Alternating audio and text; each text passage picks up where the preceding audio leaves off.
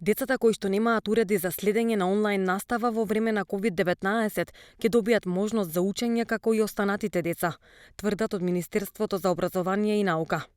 За таа цел детето има можност наставата да ја следи со физичко присуство на часовите во самите училници, додека наставниците предаваат на другите деца преку онлайн платформата.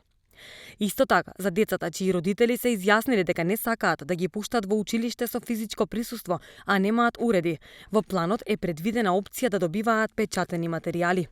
Овие материјали ќе се доставуваат на родителите од страна на наставниците според сите мерки и протоколи за заштита од COVID-19. За да може секое дете да има пристап до наставниот материјал, Министерството за образование и наука е во преговори 15-минутни видеа со одреден час да се емитуваат на националниот сервис на посебни канали кои се обезбедени, стои во денешното соопштение на Министерството за образование и наука испратено до медиумите. Од Министерството за образование додаваат и дека наставниците ќе имаат обврска редовно да комуницираат со децата и нивните семејства и да следат колку напредуваат во учењето, како и дека најважната цел е да се обезбеди пристапност до наставата за секое дете во државата, без разлика каде живее.